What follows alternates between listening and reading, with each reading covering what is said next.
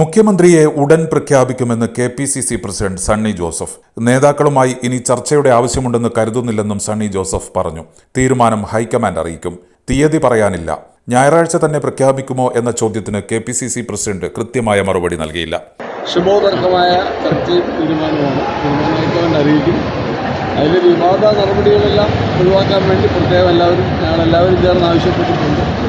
അതിൻ്റെ പ്രതിഫലനം കണ്ടു തുടങ്ങി. നല്ല തീരുമാനമുണ്ടാവും. എപ്പോഴുണ്ടാവും തീരുമാനം? വളരെ നേരത്തെ ഉണ്ടാവുന്ന ഇന്നുണ്ടാവോ? പറയും. കേരളത്തിൽ പറഞ്ഞിരുന്നത് ഞായറാഴ്ച തീരുമാനം അറിയാമെന്നാണ്.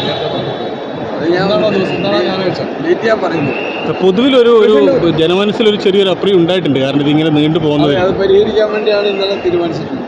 പക്ഷേ ഇന്നലത്തെ ചർച്ചയിൽ ഒറ്റ പേരിലേക്ക് എത്താനായോ അതോ ഇനി അതൊക്കെ അവരാണ് ഹൈക്കമാൻഡ് പറയുന്നത്. അവരാണ് ഈ തീരുമാനിക്കുന്നത്. പ്രഖ്യാപിക്കേണ്ടത് ബഹുമാനപ്പെട്ട ഖാർഗെജിയും രാഹുൽജിയാണ്. എന്താണ് ഇത്രയും വലിയൊരു തർക്കം? ഇത്രയും ദിവസങ്ങളായിട്ട് മുഖ്യമന്ത്രിയെ കാണേണ്ടതല്ലേ? ഇനി എന്തെങ്കിലും മാനദണ്ഡം പരിഗണിക്കപ്പെടുന്നു? മാനദണ്ഡമൊക്കെ അവരുടെ മുമ്പിൽ വ്യക്തമായ മാനദണ്ഡങ്ങളുണ്ട്. ചർച്ചയില്ല, ആവശ്യപ്പെടില്ലാന്ന് എനിക്ക് തോന്നുന്നു. ഈ ഘടകകക്ഷികളായിട്ട് അവരോടൊക്കെ ഇന്നുണ്ടാവുമെന്ന് പ്രതീക്ഷിക്കാൻ പറ്റുമോ? ജനമനസ്സിലെ അപ്രിയം പരിഹരിക്കാൻ തീരുമാനിച്ചിട്ടുണ്ട്. വിവാദങ്ങളിൽ നടപടി ഒഴിവാക്കാൻ എല്ലാവരും ഹൈക്കമാൻഡിനോട് ആവശ്യപ്പെട്ടിട്ടുണ്ട്. രാഹുൽ ഗാന്ധിയും മല്ലികാർജ്ജുൻ ഖാർഗെയുമാണ് മുഖ്യമന്ത്രിയെ പ്രഖ്യാപിക്കുകയെന്നും സണ്ണി ജോസഫ് പറഞ്ഞു. Agent news, Kannur.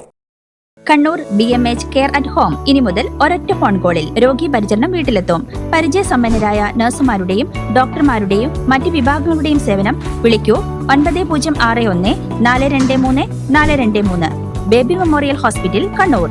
BMH at home 9061 423 423.